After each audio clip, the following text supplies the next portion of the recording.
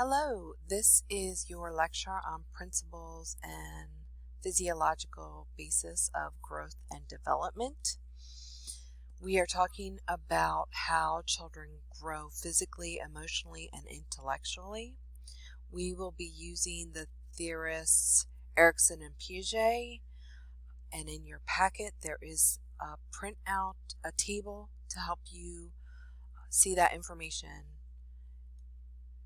in a different way. You do have a slight advantage if you have or around children a lot, okay, during growth and development. But I do want you to understand that a lot of children grow and develop at different rates. So just because your 2-year-old can jump off the bottom stair doesn't mean that that is typical for a 2-year-old, all right? Again, they develop at different rates.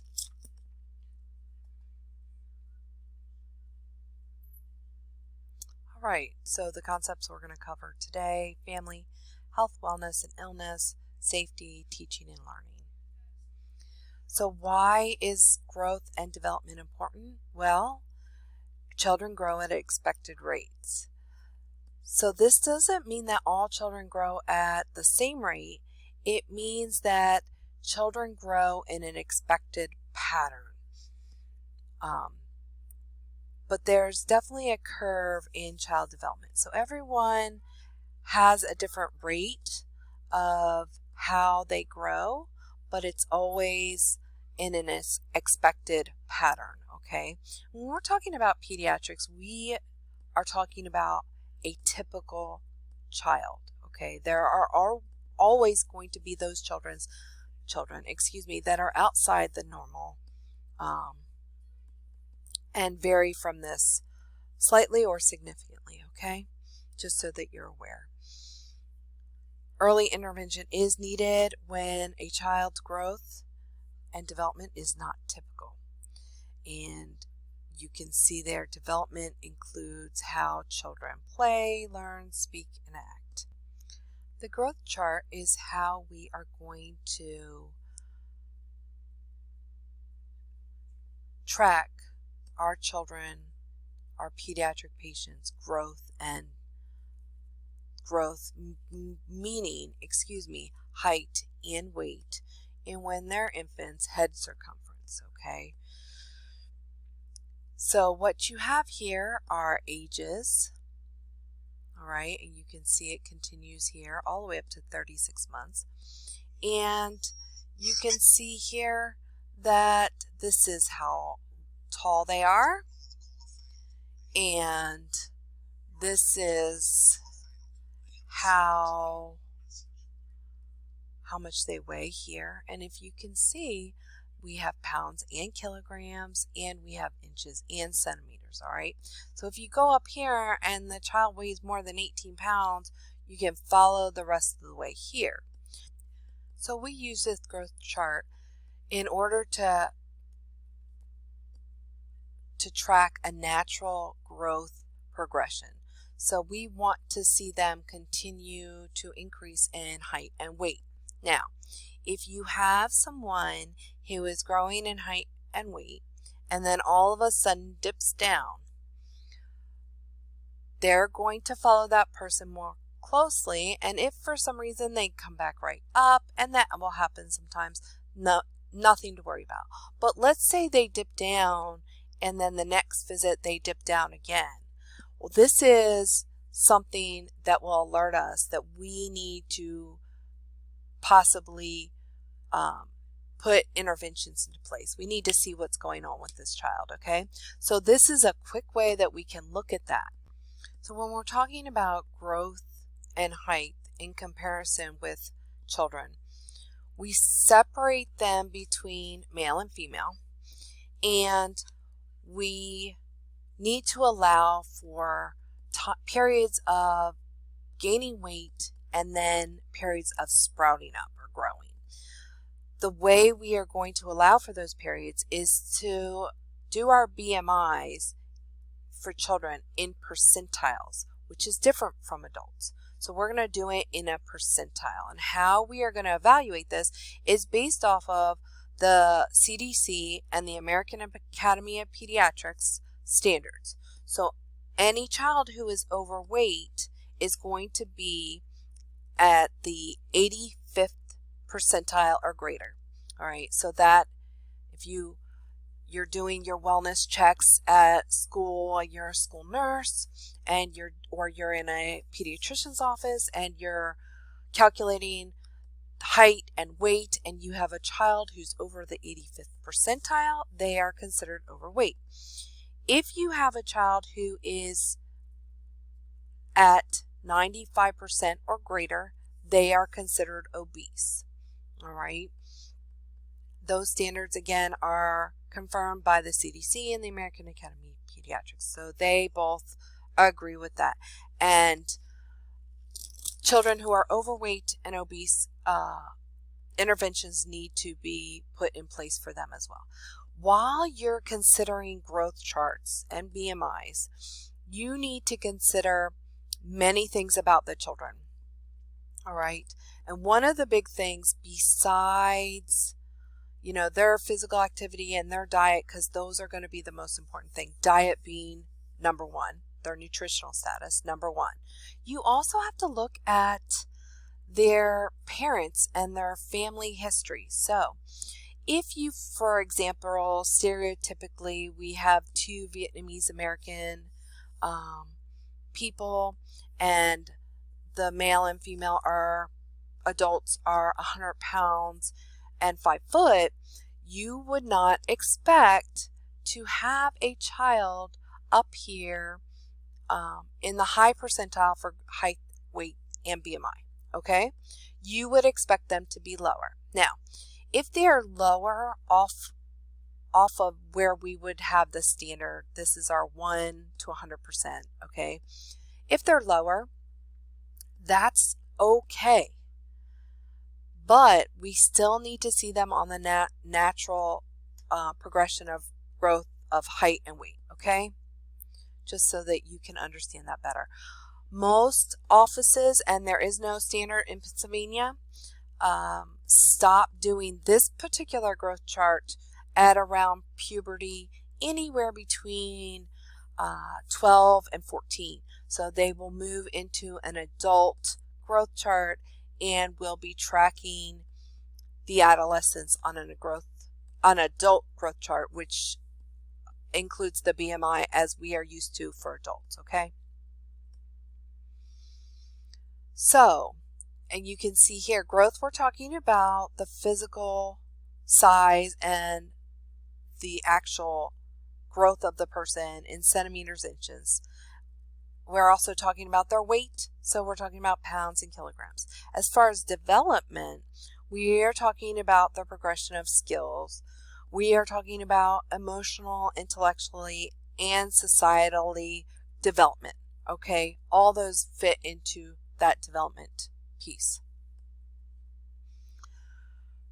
We talked about the fact that children grow at expected rates, which means they don't all grow at the same rate, but they all grow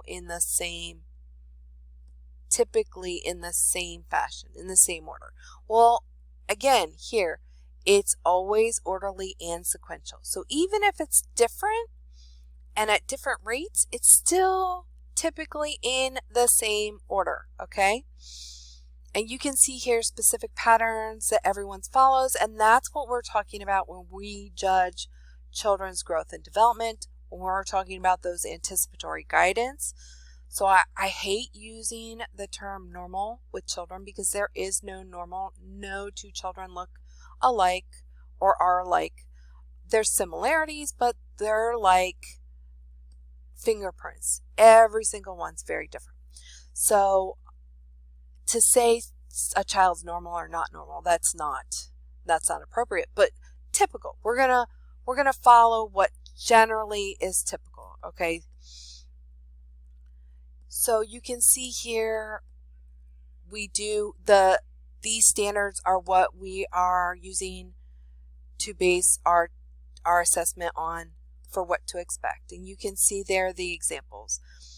And that doesn't mean that all infants will do that at that age. Some will do it before, some will do it a little later. It's not necessarily abnormal, but what I will tell you is when a child does not fit into a typical growth pattern, especially if they're starting to become delayed in areas, these are times that we must seek interventions and evaluate. Does not mean anything's wrong, but it does mean we need to look at this, okay? And you can see here, and we talked about this a little, heredity, genetics, gender, race, ethnicity, those things play a role. So girls tend to sprout out faster than boys, and then boys tend to sprout out much quicker and tend to be taller. These are typical things.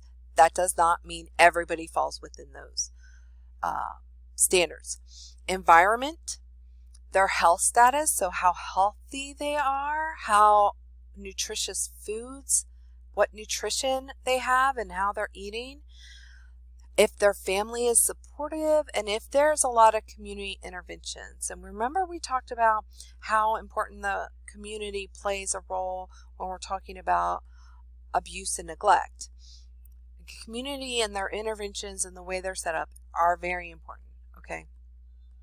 I do want to tell you, as far as the most important factor in growth and development for children is nutrition, because without proper nutrition or adequate nutrition, there is absolutely no way for a child to grow and develop.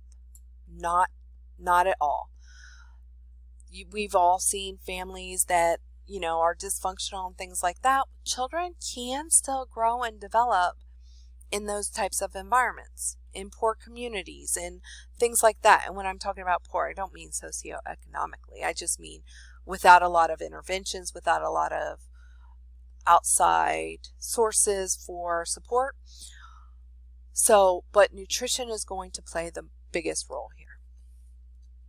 So when we are going to talk about age groups and growth and development, we are going to define the age groups in this way, as you can see in this slide. You may see some variations. This is how our book is the same definition our book gives. You may see every once in a while some people consider infants birth to 18 months. Some people consider school age 6 to 12 years. So understand that there is some variance in here, but these are the ones that we're going to use for this class, and you're going to use for the purpose of testing for NCLEX and things like that, okay? If you go out and you start working at a pediatrician's office and their standards are a little different, you're going to go by those, obviously, okay? And when we think about how an infant is growing, we talk about again, the way they grow typically. So from 0 to 4 weeks, they gain about 5 to 7 ounces per week. We know there's 16 ounces in a pound. So we can roughly say every 3-ish weeks, they're going to gain a pound. So if they start falling behind that, we have a problem, okay? 6 months, we expect their birth weight to have doubled. At 12 months, we have expected their birth weight to triple. These are our typical standards, okay? And you can see the height, 0 to 6 months, 1 inch a month. That's significant. And 6 to 12 months, and you can see there, okay? When we are assessing our infants, we need to assess for their fontanelles. Assessment of the fontanelles consists of two. There's an anterior one and there's a posterior one. The skin over the fontanelle, and this is where the skull has not come together, grown together yet. This is what allows some give through the birth canal. You know that the infant has these sutures and they can be overlapped when born, and that's how they move through the birth canal. And I'm sure you discussed that briefly in OB, but as far as those fontanelles, we need to assess them in pediatrics. So They should be flush, they should not be depressed, and they should not be bulging. The one in the back, which is much smaller, it closes by 3 months. The one in the front, which is generally bigger, should be closed by 18 months, okay? And you can see the head of an infant is humongous proportionately. And as they grow, they do start taking on normal proportions. When I say normal, I mean more adult-like proportions. And we'll talk about that more in just a minute. And here is their weight and their height as they develop more and as they keep developing. And you can see here most growth is done by adolescence, okay? You can see the weight is going to be varied based on physical activity. Boys gain about 10 centimeters or 4 inches in height, girls about 8 as adolescents. Now, 8 centimeters, not inches, okay? You can see there the red. It is true that a small amount of growth in the height may happen with boys up to 21 years old, just so you're aware. And just a fun fact, the male brain actually does not fully develop until they are 25 years old, okay? All right, so when we are speaking about growth and development, we're going to talk about 2 different things that occur. The first one is that development occurs cephalocaudally initially. So, what that means is that development occurs from the head, then to the body, to the feet. You can see this when you see that an infant turns their head from side to side first. Then they're able to lift their heads up when prone. This is their tummy time. Then they start working on their arms and legs from that position. All right, so the first thing that occurs is cephalocaudal development, and this occurs when they are newly born, birth to 4 weeks. All right, we're going to talk about gross motor skills and fine motor skills, and this slide here is talking about gross motor skills. Gross motor skills is use of those large muscles, using most of your body, the big muscles that are going to help roll over and things like that. Fine motor skills are talking about the muscles, the small muscles that help with coordination, syncing hands, fingers, eyes, that kind of thing, okay? That's the difference between those 2. As we continue with our gross motor development, you can see by 5, they should be able to roll from their stomach to their back. 6, back to stomach. Yes, children do this before these, but this is our typical and our standard that we go by. So by 6, 7 months, if they're not able to roll at all, we need to look at what's going on. We need to see what may be the problem. Now, after those first 4 weeks and those first 4 months, when we get into this 5th, 6th month, now we're talking about that children develop proximal distally. All right, so we talked about first they develop cephalocaudally. Now they're going to develop proximal distally. So children will grow from the center of their body first and then move out. So they will start moving their arms and legs, but they won't have the coordination. They won't be able to pick things up yet. That will come slowly, okay? And if you think about it, it makes sense. Children's bodies and heads are the biggest. And then as they grow, their arms kind of get a little bit longer very slowly. So they grow out that way, okay? They're going to learn to move their body before they're going to learn to move their little fingers very well, okay?